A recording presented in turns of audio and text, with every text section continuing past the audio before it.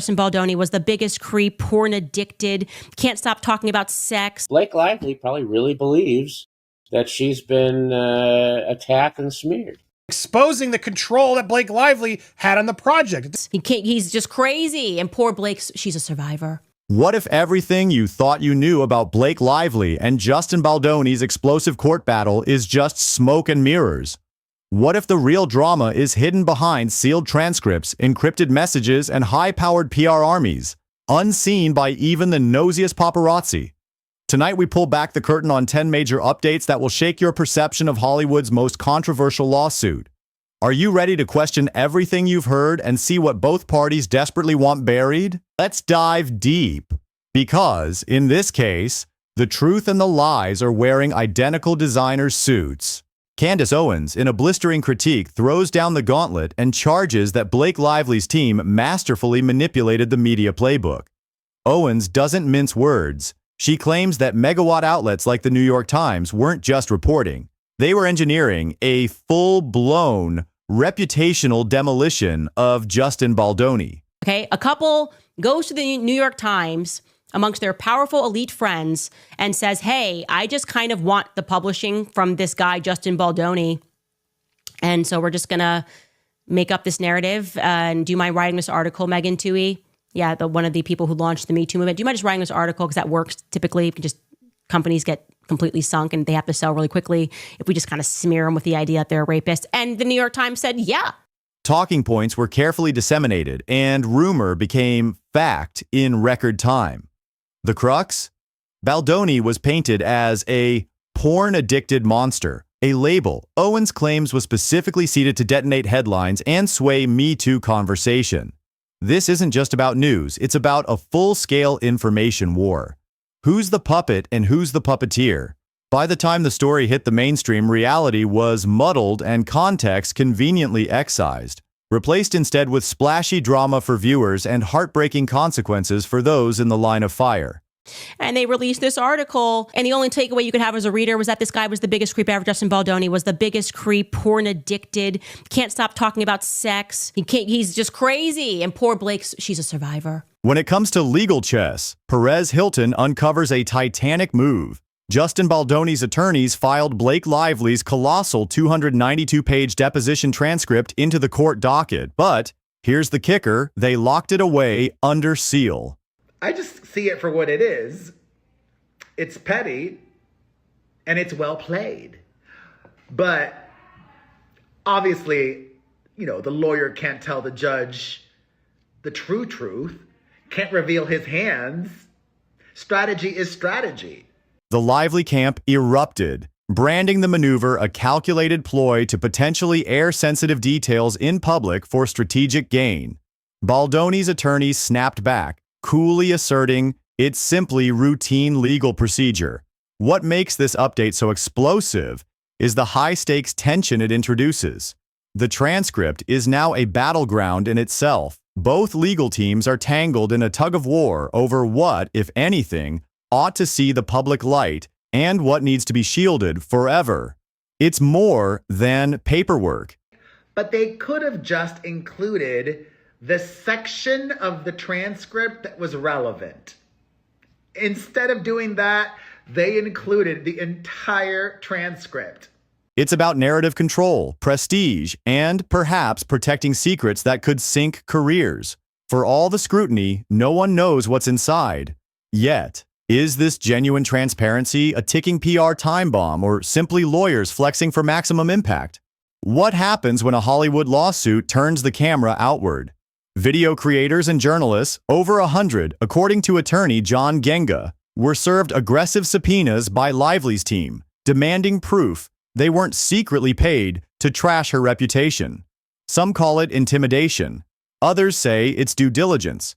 But as creators scramble to lawyer up, the case threatens to pull the digital media world into a real-world legal vortex. Blake Lively probably really believes that she's been attacked and smeared. She probably believes that. In cases that I worked on. Was Blake Lively quietly masterminding every frame of It Ends With Us? According to freshly leaked text messages from inside the film's editorial department, Lively's control extended far beyond the set, right into the editing room itself. Editors grumbled that she wielded renegotiated contract writers like a sledgehammer, claiming approval rights over scenes she wasn't even in. New text messages that have come out exposing the control that Blake Lively had on the project. It's interesting. This editor complained with an SMH, shake my head, about Blake Lively's approval rights for a scene. Now, but here's what the problem is. It wasn't one of her scenes. It was a scene involving young Lily. Production insiders vented in group chats about Lively edits, sparking fierce disputes over tone, emotional authenticity, and fidelity to the original novel. Some say her relentless oversight delayed post-production, sparking resentment and feeding into the narrative that she fostered a hostile environment. In Hollywood, creative clashes are par for the course, but having the star openly contest creative calls from a distance, that's a next-level power move, and it now stands as a key exhibit in this war of both egos and contracts. But then Henry chimes in, that's going to end up being a Blake call. Honestly, if you can get her to keep it in and it's in the movie when I get back, it can stay in. She has approval of that scene. Even for young Lily, I was just thinking the same thing. But it proves that she did readjust things to get more control of the film, including approval of young Lily's scenes, which seems like an overstep to me. Forget the rumors of Lively's massive entourage facing Baldoni's lone legal eagle. Popcorned Planet sets the record straight. Both parties had their full battalions present, with lawyers, PR staff, assorted insiders, and yes, maybe even someone from catering. The media's spin hyped up a showdown, but the reality was a procedurally boring, crowded room.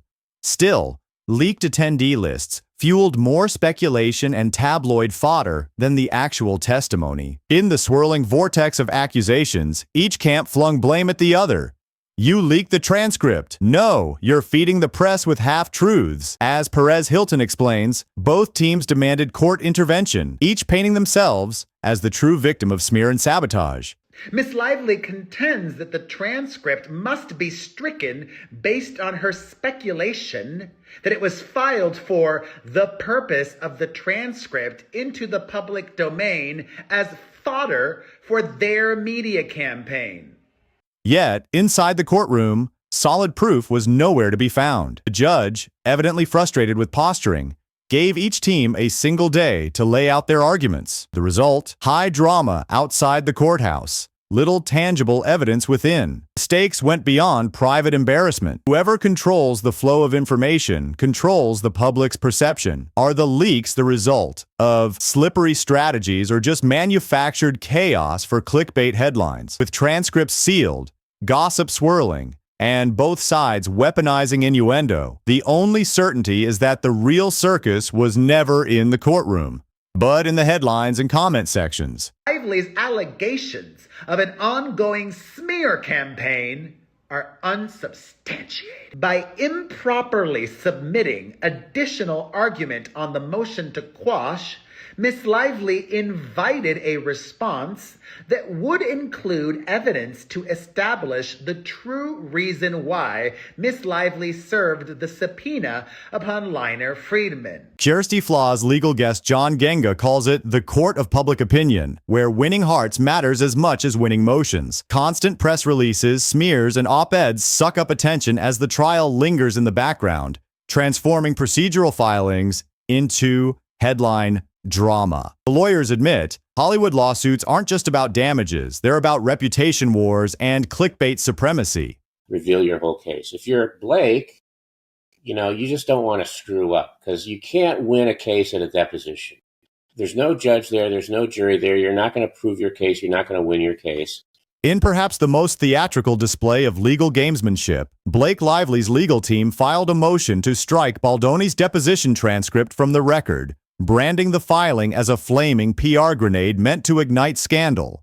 Baldoni's lawyers coolly dismantled the argument, pointing out that under federal rules, only pleadings, not exhibits or transcripts, can actually be struck. The court's decision bemused exasperation. The judge signaled that while the legal filings made juicy headlines and fed front-page drama, Their true court value was almost nil. For both parties, the goal was less about winning motions and more about controlling narrative grenades, scoring guerrilla points in the ongoing reputational skirmish. In this trial, every motion doubles as performance art, and procedural poker is just another act in the script, staged for both the courthouse and the commentariat. The lawsuit's wildest twist? Blake Lively's lawyers theorized that Baldoni secretly bankrolled a digital army, a shadow operation deploying influencers and burner accounts to poison her reputation. The emails, tweets, and think pieces, all supposedly orchestrated by a stealth PR war room. Yet, attorney John Genga remains skeptical, pointing out that actual evidence, money trails, secret contracts, is thin. Most content, it turns out, is based on legitimate interviews and public filings, not clandestine instructions. Is the digital army a convenient fiction, conjured to explain negative coverage? Or is it the sort of multi-level conspiracy that Hollywood can never resist? Either way, the AstroTurf theory has already spooked online creators, fueling an atmosphere of cascading suspicion and paranoia, where loyalty and authenticity are harder than ever to prove. So, was the whole lawsuit a masterclass of strategic chaos, a press release disguised as legal warfare, sprinkled with leaks and digital intrigue riding the razor's edge between fact and fiction? Behind every dramatic headline, a dozen more questions remain unasked, and every filing could be a signal for another plot twist. For Lively and Baldoni, reputational stakes mean Hollywood's hottest scandal may end not with a verdict, but with an off-record handshake, a silent settlement, or an unexpected new sequel in the court of public opinion. Stay tuned, because in this saga, reality is the only thing messier than the lawsuit.